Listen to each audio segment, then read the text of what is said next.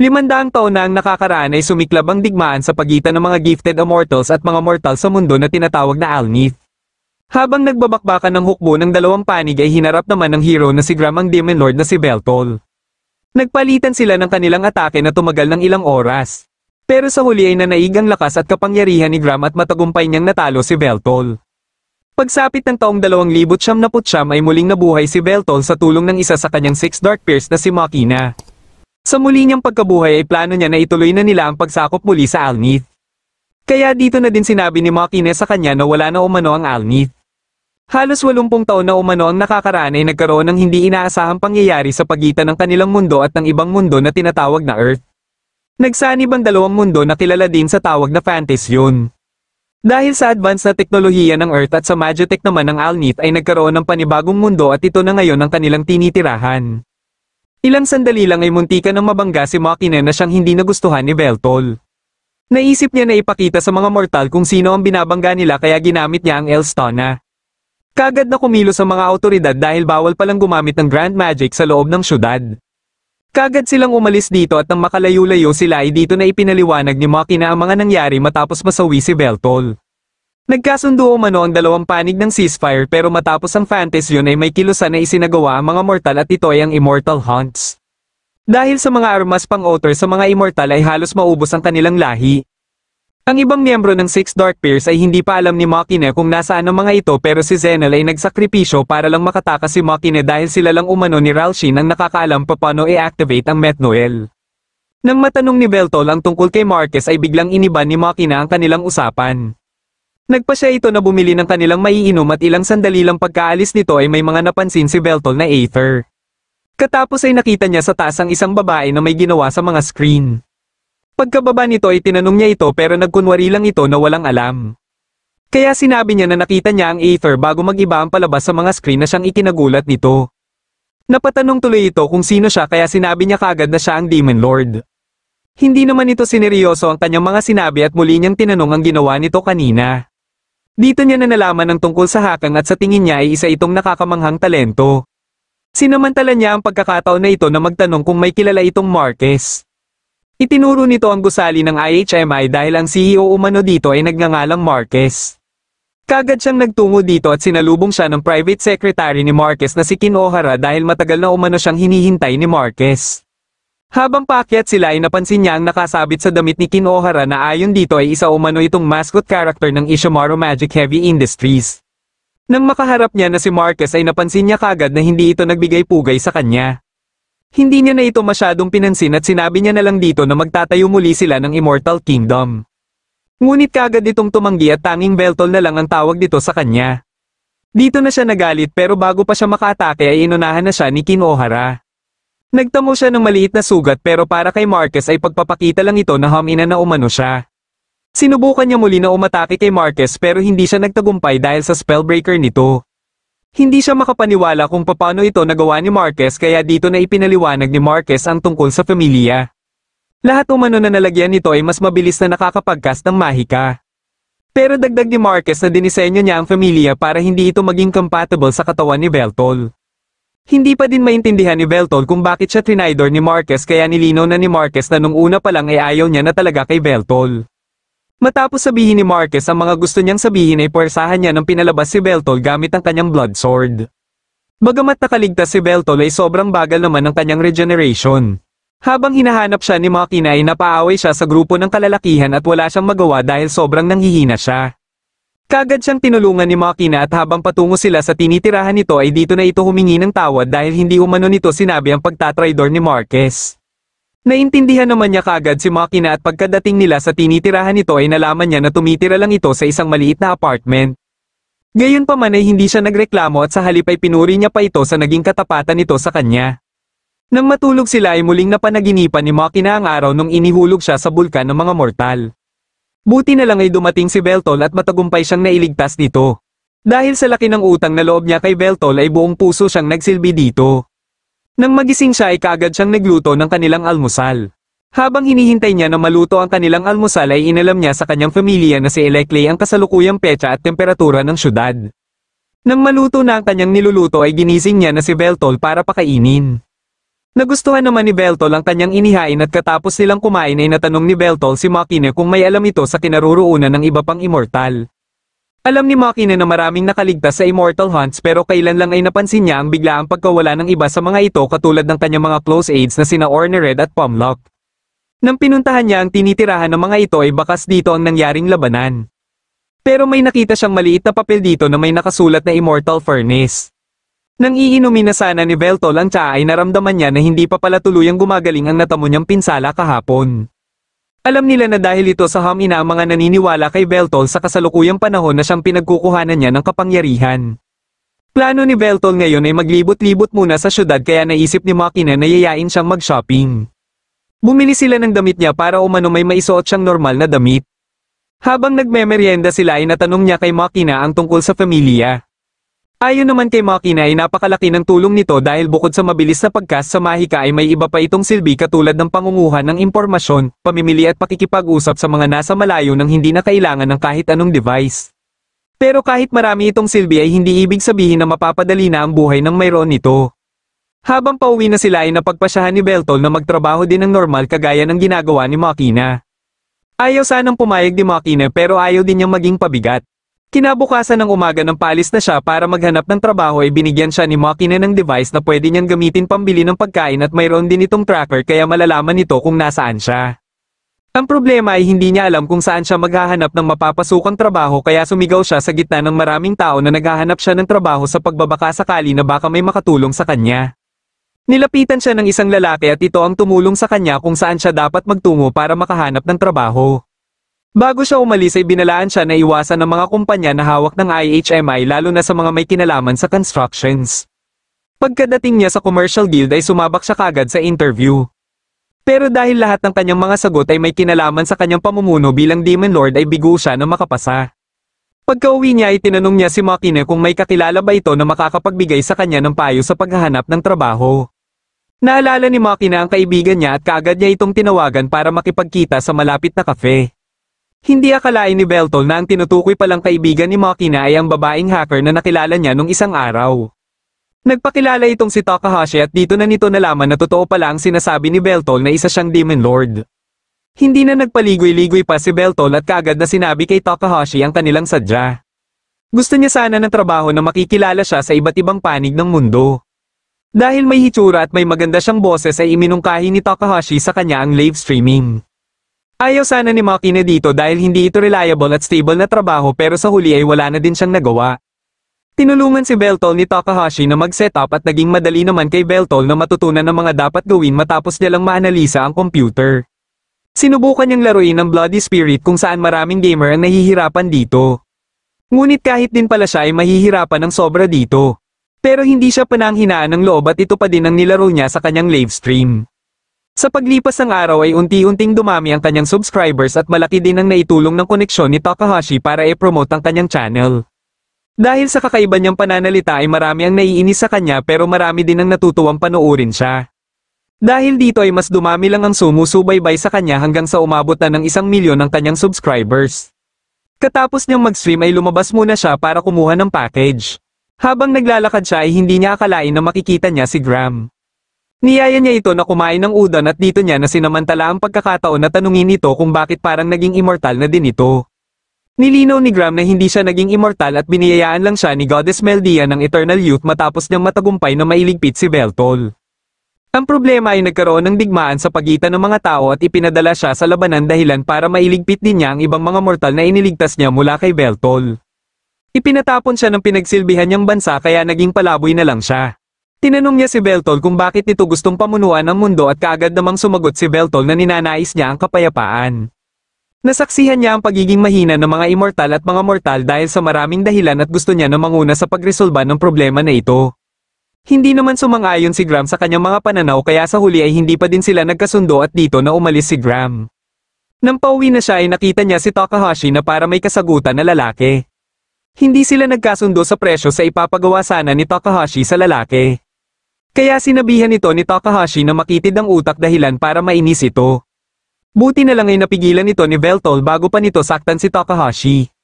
Naalala nito si Beltol dahil ito pala ang nakaaway ni Beltol nung isang gabi. Sinamantala ni Veltol ang pagkakataon na ito na subukan ng kanyang kapangyarihan mula sa milyong subscribers niya. Sinangga niya ang suntok ng lalaki at sa pagkakataon na ito ay walang kahirap-hirap lang niya itong tinalo. Nalaman niya na magsisilbi pala sana itong bodyguard ni Takahashi sa isasagawang misyon ni Takahashi. Dahil sa ipinakita ni Veltol ay nagpasya si Takahashi na si Veltol na lang ang gawin niyang bodyguard. Pumayag na lang si Veltol dahil babayaran din naman siya ni Takahashi. Trabaho niya ay kunin ang atensyon ng Yakuza Guild habang kinukuha ni Takahashi ang pakay nito. Hindi pa man nagbibigay ng hudyat si Takahashi ay kumilos na siya para atakihin ang storehouse. Nang makita niya ang maliit na cube sa misa ay kinausap niya si Takahashi para kumpirmahin kung ito ba ang pakay nila dito. Dahil dito ay nagtaka si Takahashi sapagkat ang akala niya ay wala siyang pamilya. Nakalikha pala siya ng Familias Aether Communication gamit ang kanyang mahika. Balak niya ngayon ay subukan kung hanggang saan ba ang kayang maibigay sa kanya na kapangyarihan ng kanyang milyong subscribers. Pinaputukan siya ng isang kalaban pero hindi siya tinablan dahil sa kanyang bestem. Katapos ay dito na siya nagsimulang umatake at walang kahirap-hirap niyang tinalo ang mga kalaban. Lalapitan na sana siya ni Takahashi ngunit bigla na lang may nagpakita na isa pang kalaban. Isa pala itong 4th generation mag-Ino Gear kaya nagtaka si Takahashi kung bakit may ganito ang Yakuza dahil nabibilang ito sa special forces ng syudad. Pinaatras niya si Veltol dahil imposible umano niya itong matalo. Pero tumanggi si Veltol dahil sakto lang ito para subukan ng kanyang kapangyarihan. Nilabanan niya ito hanggang sa maabot niya na ang limitasyon ng kanyang milyong subscribers. Dito niya na ginamit ang grad share at naglaban sila gamit ang kanilang sword skill. Habang tuwang-tuwa si Veltol sa palitan nila ng atake ay bigla na lang naputol ang isa niyang braso at pati ang kanyang ulo. Akala ng mag-Ino Gear ay nailigpit niya na si Veltol kaya nagulat na lang siya nang magsalita si Veltol. Matapos may kabit ni Veltol ang kanyang ulo ay dito niya na ginamit ang kanyang Vernal. Pagka-atake niya ay wala nang nagawa pa ang kalaban dahil sa bilis niya at sa lakas ng kanyang sandata. Nang makuha niya na ang cube ay pinalapit niya na si Takahashi. Nakita ni Takahashi sa mag-Ino Gear ang tatak ng IHMI kaya mas lalo lang siyang nabahala. Nalaman ni Veltol na isa palang data storage device ang cube. Nagpa siya si Takahashi na silipin ang nilalaman nito at nakita nila ang listahan ng mga pangalan na ayon kay Veltol ay mga pangalan nito ng mga immortal. Sinubukan ni Takahashi na tawagan ang kanyang kliyente pero hindi niya ito makontak. Dahil dito ay nagpasya sila na magtungo na lang sa tinitirahan nito. Pagkadating nila mismo sa unit nito ay nagtaka si Takahashi na hindi nakalak ang pinto at may mabahong amoy dito. Nakita nila sa isang silid ang kanyang kliyente na si Ichio ngunit patay na pala ito. Nakilala naman ito kagad ni Veltol dahil ito ang tumulong sa kanya nung naghahanap siya ng trabaho. Base sa mga sugat na natamo nito ay posibleng isang hitman ang umatake sa kanya. Sira na din ang kanyang pamilya kaya malaki ang posibilidad na ito din ang pakay ng hitman. Alam ni Takahashi na mag-iiwan si Ichio ng mga ebidensya kaya sinubukan niyang maghanap at nakita niya ang laptop sa drawer. Nakita nila dito ang isang video na tungkol umano sa Immortal Furnace. Ipinaliwanag ni Ichio sa video na ito ang kanyang mga natuklasan tungkol sa Aether Reactor. Ito ang nagbibigay ng enerhiya sa buong syudad pero para mapunan ang pangangailangan ng buong syudad ay may ginagamit itong Immortal Furnace. Tinuturing ng mga nasa IHMI ang mga immortal bilang magic fuel sa Immortal Furnace. Base sa nakuha niyang impormasyon ay si Zenel ng Six Dark Pairs ang kauna-unahang immortal na ginawang parang panggatong sa furnace. Nalaman niya na nagbebenta ng mga listahan ng mga immortal sa IHMI ang Yakuza Guild kaya kinuha niya si Takahashi para agawin ang listahan. Posibleng mauubos na ang panggatong sa Immortal Furnace kaya nagsisimula na silang manguha ulit ng mga immortal. Kahit malaki ang silbi ng Aether Reactor sa syudad ay naniniwala pa din siya na hindi dapat nag-e-exist ang Immortal Furnace. Kaya kung sino man ang makakapanood ng kanyang video ay nakikiusap siya na pigilan ang Immortal Furnace na ito. Sa tingin niya ay ang Legendary Demon Lord din ang makakaresolba ng problema na ito. Hindi nagdalawang isip si Veltol na akuin ang responsibilidad bilang Demon Lord ng mga immortal. Nang palabas na sila ay sinubukan niyang tawagan si Makina ngunit hindi niya ito makontak. Ilang minuto ang nakakaraan ay bumisita si Marcus kay Makina kaya kaagad itong inatake ni Makina. Alam ni Makina kung ano ang pakay ni Marcus at hindi niya ito hahayaan na magtagumpay. Nagpalitan sila ng atake gamit ang Blood Sword ni Marcus at Moonlit Blade of Fire ni Makina. Hindi inaasahan ni Marcus na bigla palang susugod sa kanya si Makina dahilan para maputulan siya ng kamay. Ngunit mabilis lang din nag-regenerate ang kanyang kamay at ginamit ang Blood Rain. Nagawa ni Makina na masangga ang mga ito pero nawala sa paningin niya si Marcus. Bigla siyang inatake ni Kinohara pero mabilis siyang nakaiwas. Ililigpit niya na sana ito ngunit ginamit ni Marcus ang Codebreaker dahilan para magkaroon ng pagkakataon si Kinohara na mapuruhan siya. Plano nila Marquez na siya na ang isunod na panggatong sa Immortal Furnace. Pagkadating nila Veltol ay wala na sila Makina na siyang labis niyang ikinalungkot. Naisip ni Takahashi na gamitin ang mga kuha ng mga drone para malaman kung ano ang mga nangyari.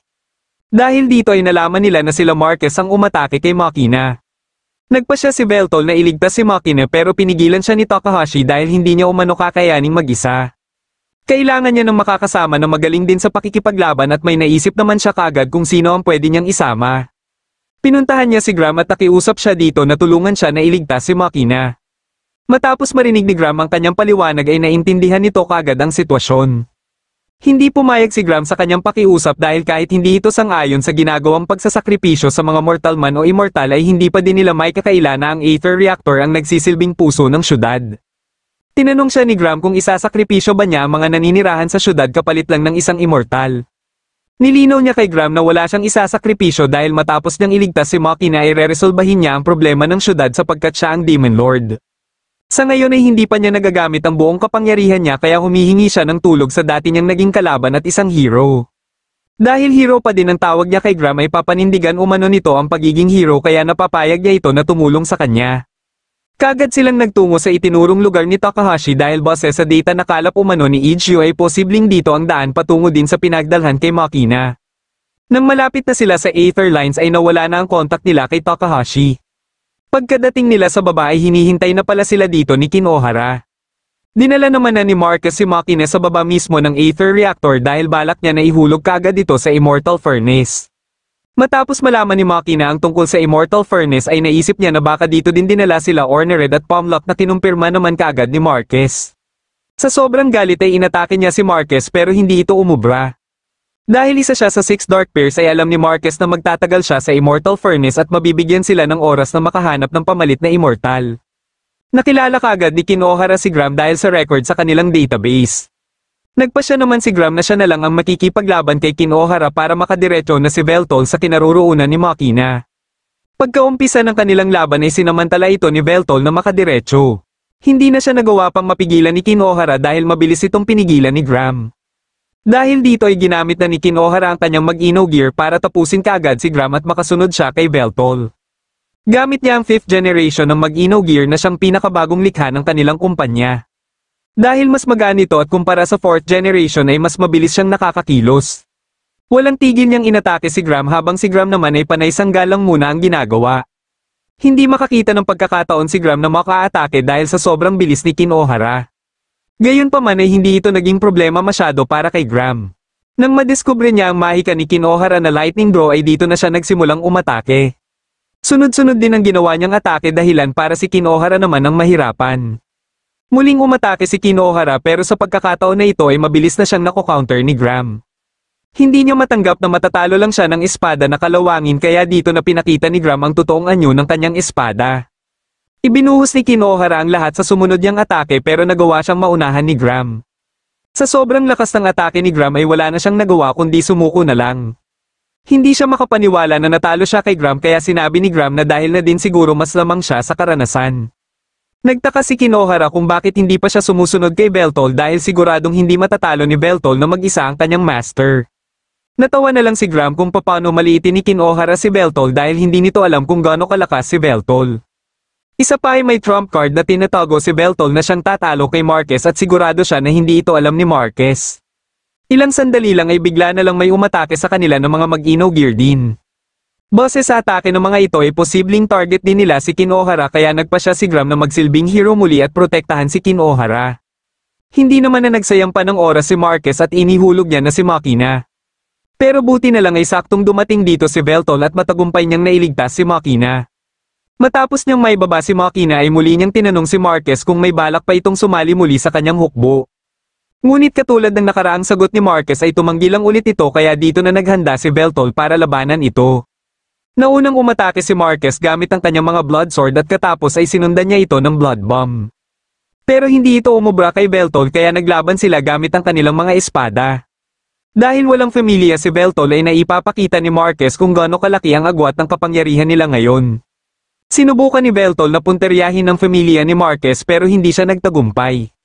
Dahil sa dugo sa kamay niya ay sinamantala ito ni Marquez na gamitin ng paulit-ulit ang blood bomb. Mas lalo lang lumalakas ang blood bomb habang dumarami ang dugo sa kanyang katawan hanggang sa magtamo siya ng maraming pinsala. Akala ni Marcus ay hindi na makakagalaw pa si Beltol ngunit dito siya nagkakamali. Mas lalo lang lumakas ang aura ni Beltol na siyang ikinatakot ni Marcus. Sa pangatlo at pinakahuling pagkakataon ay binigyan siya muli ng pagkakataon ni Beltol na magdesisyon kung sasali ba siya sa hukbo nito o hindi. Ngunit tinanggihan niya pa din si Beltol dahil naniniwala siya na siya ang magiging true Demon Lord. Dito na nagpa siya si Beltol na ipakita kay Marcus ang pangalawa niyang anyo na tanging si Gram pa lang ang nakakakita. Kasalukuyan namang hinahakdan ni Takahashi ang iba't ibang TV station sa syudad. Pinalitan niya ang mga palabas ng mga recorded video ni Beltol nang sa gayon ay mas lalo pa ang dumami ang makakakilala kay Beltol. Nakiusap pala sa kanya si Beltol kanina na gawin ito para mas lalo pang dumami ang tiwala na matanggap nito na siyang magbibigay ng dagdag na kapangyarihan.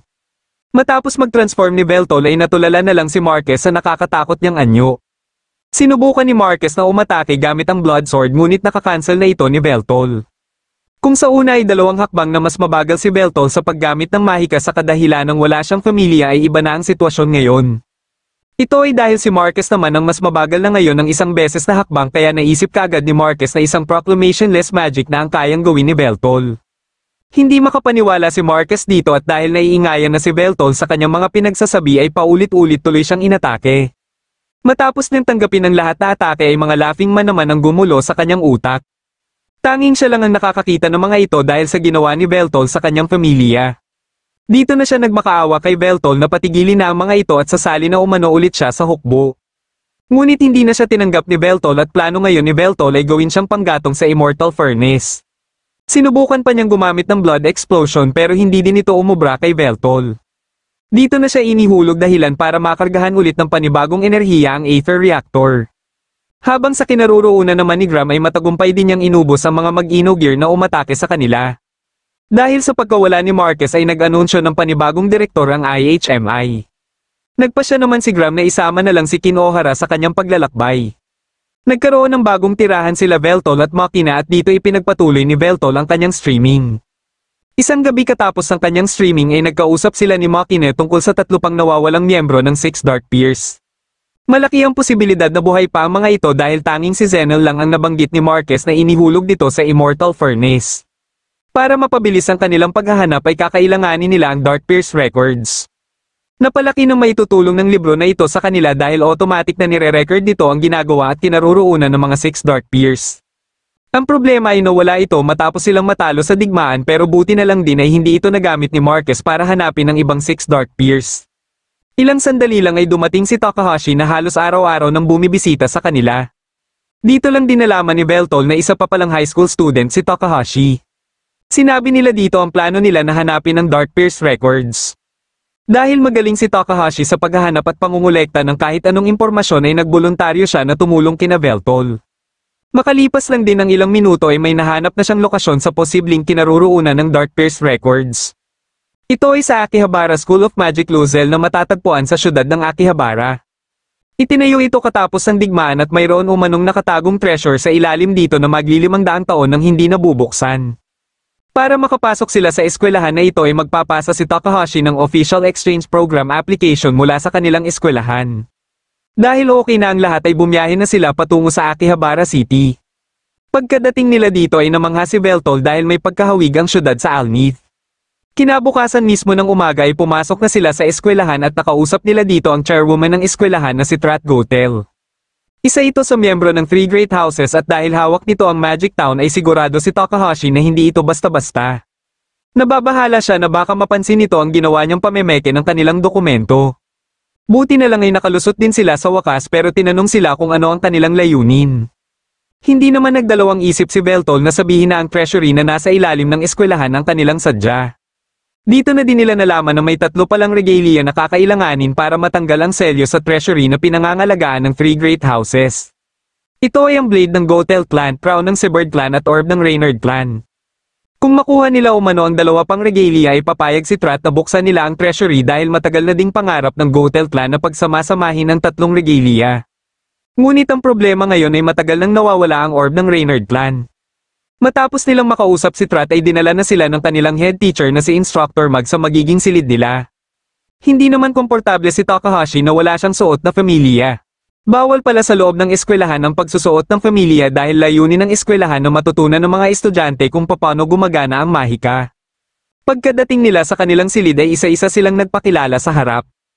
Katapos ay sinukat din ang kanilang mana gamit ang magic stone.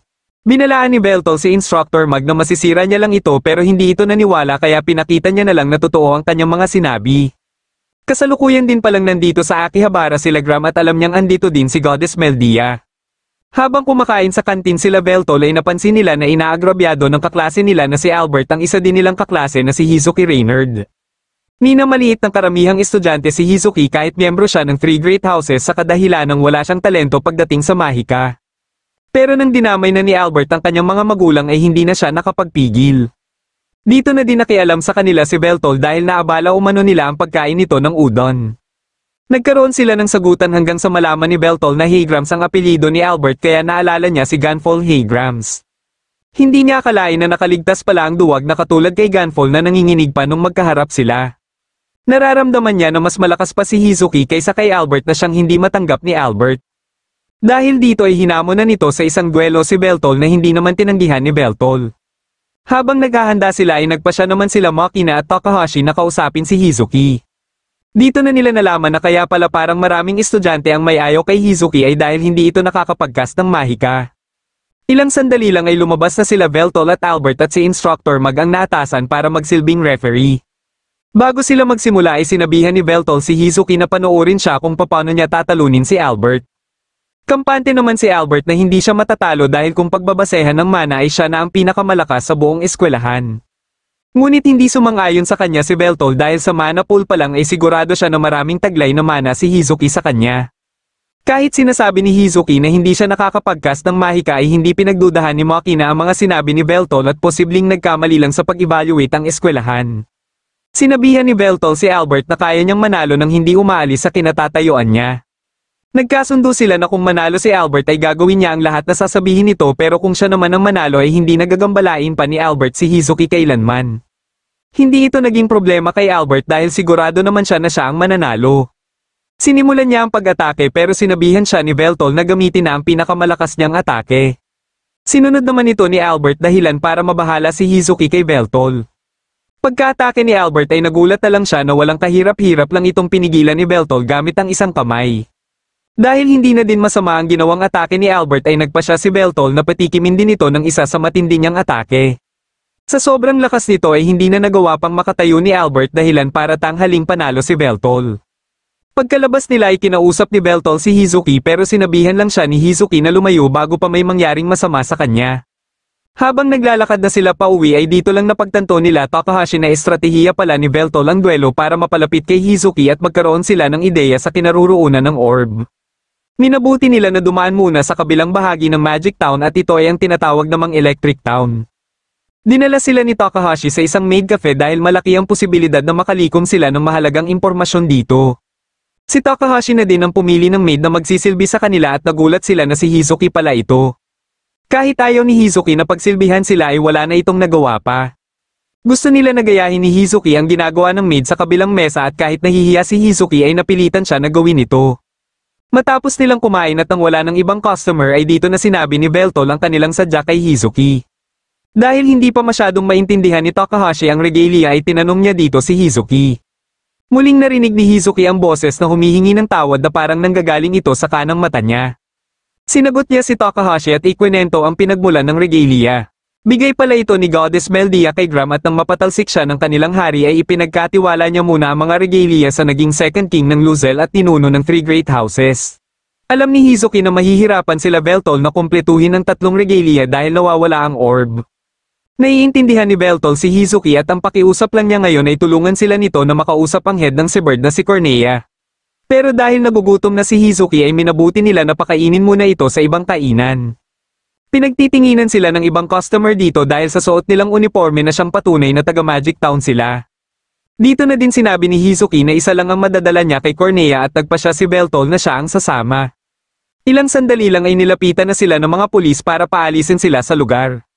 Buti na lang ay dumating din si Trat kaya napilitan ng mga ito na umalis na lang. Gusto naman ni Trat na makausap na mag-isa si Hizuki kaya minabuti nila Beltol na magtingin-tingin muna sa mga malapit na shop. Muling tinanong ni Trat si Hizuki ang tungkol sa alok nitong pag-ampon kay Hizuki. Bagamat nagpapasalamat si Hizuki dito ay hindi niya pa din matatanggap ang alok ni Trat dahil kailangan niyang protektahan ng Reynard House. Naiintindihan naman siya ni Trat at hindi na din ito nagtagal pa. Hindi na din sila nagsayang pa ng oras at dinala niya na si Beltol sa kinaroroonan ni Cornea. Matapos silang inspeksyonin ng kanang kamay ni Cornea na si Meryl ay pinapasok na sila. Isa palang goblin si Cornea na siyang ipinagtaka ni Beltol dahil ang akala niya ay isa din itong elf. Dati pala itong mga ngalakal na nakasama ng tunay na may dugo ng Sebold House. Hindi niya taglay ang dugo ng Sebold pero dahil nagustuhan siya ng kanyang amo ay siya ang pinamanahan ng regalia. Hindi na nagpaligoy-ligoy pa si Beltol at sinabi niya na ang kanyang sadya. Dahil dito ay ipinakita ni Cornea ang korona at sinabihan si Beltol na wala ding silbi kahit ipahiram niya ang korona. Kailangan maging true king siya ng syudad hawak ang 3 regalia para mabuksan ang treasury. Nakiusap si Cornea sa iba na iwan muna sila ni Beltol at may gusto lang siyang sabihin kay Beltol. Pagkalabas nila Hizuki ay dito na sinabi ni Cornea ang lahat na impormasyon na nalalaman niya tungkol sa orb. Alam niyang naipamana kay Hizuki ang orb nung bata pa lang ito at kahit hindi niya alam ang eksaktong lokasyon ay nararamdaman niya pa din ito. Nakiusap siya kay Beltol na tulungan si Hizuki dahil malaki rin umano ang utang na loob niya sa ama nito. At siguradong si Hizuki din mismo ang susi para matunto nila ang kinaroroonan ng orb. Habang hinihintay nila Maki na sila Beltol ay napag-usapan nila ang isa sa miyembro ng Six Dark Pairs na si Mei. Ayon kay Maki na malapit siya dito at parang nakababatang kapatid na din ang turing niya dito. Pagkadating nila Beltol ay naisip nila na mag-sleepover na lang sa bahay nila Hizuki. Kahit ayaw ni Hizuki ay wala na din siyang nagawa kundi pumayag na lang. Pagkadating nila dito ay nag-inuman sila at naglaro na din ng video games. Akala ni Beltol ay sobrang galing niya na dahil parati niya itong ginagawa sa kanyang mga livestream ngunit walang kahirap-hirap lang siyang tinatalo ni Hizuki. Makalipas ang ilang oras nang makatulog na sila Makina at Takahashi ay nagkaroon ng pagkakataon si Beltol na may kwento sa kanya ni Hizuki ang lahat na sekreto na tinatago nito. Sinimulan niya ang pagkwekwento nung ipinagdiwang niya ang isang kaarawan niya. Sa araw na ito ay ipinasyal siya ng kanyang mga magulang at ginawa nila lahat ng kanyang gusto. Pero pagka-uwi nila ay dito na naganap ang malagim na pangyayari nung bigla na lang may umatake sa kanyang mga magulang. May isinagawang operasyon sa kanang mata niya at dito na din nagsimula na makarinig siya ng boses na humihingi ng tawad. Simula din noon ay lahat ng mga konektado sa kanya ay nalayo sa kanya o hindi man ay natatagpuan na lang na wala ng buhay. Matapos nilang mag-usap ay bigla na lang may nagpakitang kalaban sa kanila. Nagpakilala itong hero umano ng New World Church at nais nito na paalisin sila Beltol ng Akihabara. Nalaman ni Beltol na miyembro si Marquez ng organisasyon at dahil sa pagtalo niya kay Marquez ay itinuturing na siyang banta. Kagad siyang tumanggi sa pakiusap nito at iisang tao lang din ang pinapayagan niyang tawagin ang sarili na hero sa kanyang harapan. Nang makita ni Hizuki ang suot ng kalaban ay muli niyang naalala na katulad din ito ang suot ng umatake sa kanyang mga magulang. Kasalukuyan namang nasa teritoryo ni Cornea si Trat at dahil kampante si Cornea ay pinalabas niya ang kanyang mga bodyguard. Ngunit hindi niya akalain na aatakihin pala siya nito dahil balak pala nito na kunin ang korona. Kinabukasan mismo ng umaga ay kaagad na kumalat ang balita sa pagkasawi ni Cornea at si Trat ang pangunahing salarin. Dahil sa pangyayari na ito ay posibleng magkagulo muli ang Magic Town at Electric Town. Biglang nakatanggap ng mensahe si Hizuki mula kay Trat na pinapapunta siya sa opisina nito. Kaagad namang pinagtipon sa practice hall ang mga estudyante at dito na nagpakita ang isang kalaban. Kaagad itong umatake para kontrolin ang ibang estudyante. Pagkadating ni Hizuki sa opisina ni Trat ay nalaman niya kaagad na hindi ito si Trat dahil apelyido niya ang tawag dito sa kanya. Wala na itong nagawa kundi sabihin ng totoo at base sa pananalita nito ay nalaman niya kaagad na si instructor magpala ito. Misyon nito na tipunin ng 3 regalia at nalaman din niya na nadamay si Trat sa nangyaring pagsabog nung isang araw. Alam nito na nasa syudad lang si Meldia dahil pinababa nito ang kanyang soul rank at inilipat sa sanggol. Ang sanggol na ito ay walang iba kundi si Hizuki kaya ang ibig sabihin lang nito ay siya ang nagsilbing vessel ni Meldia at ang kanang mata niya ang orb. Kinausap ni Beltol si Albert at may ipapagawa siya dito dahil alam niya ang kakayahan nito. Matapos mapatay ni Takahashi ang mga ilaw ay dito na sila kumilos para iligtas ang ibang estudyante. Kumilos na din si Makina at ang kalaban mismo ang kanyang pinunterya. Di rin nagtagal ay nalaman na ni Takahashi na si Hizuki ang pakay ng mga kalaban at ang kinaroroonan nila.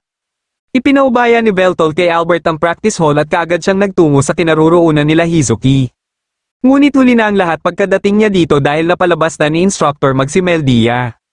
Kaya habang pinagmamasdan nila Gram at Kinohara ang mga nag-aaway-away sa baba ay natanaw nila ang liwanag na nanggaling kay Meldia. Kagad na nakilala ni Meldia si Beltol kaya hindi na siya nagdalawang isip na umatake. Buti na lang ay may 3 milyong subscribers na si Beltol dahilan para makayanan niya ang atake ni Meldia. Minamaliit siya ni Meldia dahil mahina pala umano ang nakalaban ni Graham pero hindi din siya nagpatalo para asarin ito. Nagpatuloy ito sa pag-atake hanggang sa mapuruhan siya nito. Pero dahil din dito ay may natuklasan siya sa ginawa nito sa kapalaran ni Graham. Dahil dito ay muli itong nakonsensya at ang nais lang umano niya ay mapasaya si Graham. Dito na nagkaroon ng pagkakataon si Hizuki na makontrol muli ang kanyang sarili at humingi siya ng tulong kay Beltol. Pero di rin nagtagal ay muling nabalik kay Meldia ang kontrol sa kanyang katawan. Kasalukuyan namang nakikipagbakbakan pa rin si Makine sa isang kalaban. Dahil parang pamilyar ito sa kanya ay tinanong niya ang pangalan nito.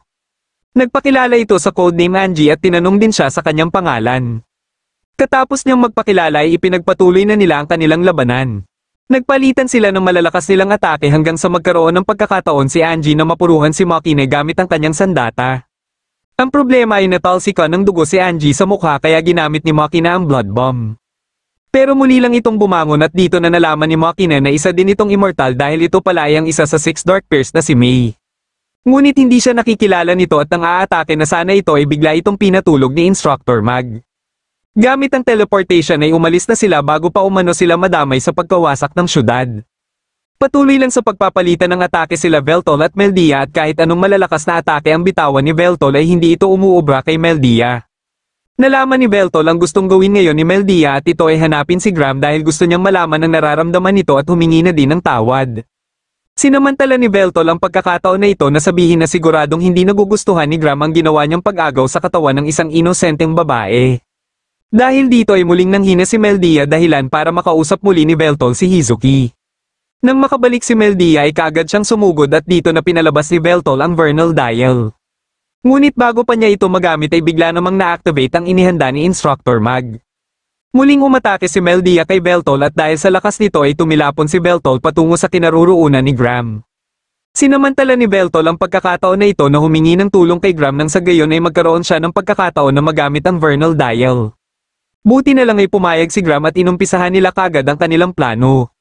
Si Graham ang nagsilbing tagasangga ng mga atake ni Meldia kay Beltol hanggang sa magkaroon siya ng pagkakataon na may hagis si Beltol papunta kay Meldia. Dahil nakita ni Meldia si Graham ay nawala ang kanyang atensyon kay Beltol dahilan para mapuruhan siya ni Beltol. May kakayahan pala ang espada ni Beltol na kumitil ng kaluluwa kaya napagtanto kagad ni Meldia ang mangyayari sa kanya. Bago ito maglaho sa katawan ni Hizuki ay ipinaalala pa ni Beltol dito na dapat ay nagkaroon pa umano siya ng tiwala kay Graham. Nagpasalamat na lang siya kay Beltol at humingi na din ng tawad kay Hizuki. Nang makabalik na si Hizuki ay sinabihan siya ni Beltol na mayroon pa umano siyang dapat na gawin. Dinala siya ni Beltol sa gitna ng mga nagkakagulo para magpakilala bilang bagong true king ng syudad. Ipinaliwanag niya ang mga nangyari kina Trat at Cornea at nagawa niyang mapaniwala sila Meryl. Bilang bagong hari ng Akihabara ay napagdesisyonan niya na tanggalin na ang royal authority ng regalia sa syudad. Dahil dito ay ang Akihabara City Council na ang mamamahala sa buong syudad. Katapos nila dito ay pinuntahan nila kagad ang treasury at andito nga ang hinahanap nila. Pagkabalik nila ng Shinjuku ay ipinaalam ni Makina ang tungkol kay Mei. Nagpasya naman si Hizuki na lumipat sa eskwelahan nila Takahashi kaya sinamantala ni Beltol ang pagkakataon na ito na gumanti sa kanilang paglalaro. Ngunit katulad ng dati ay hindi pa niya magawang manalo kay Hizuki. Dito na nagtatapos ang huling episode ng Demon Lord 2099 Season 1. Kung nagustuhan mo ang ating kwento ay huwag kakalimutang mag-like at mag-subscribe na din para malalaman mo kagad kung may bago akong video. Maraming salamat sa panonood at shoutout na din kina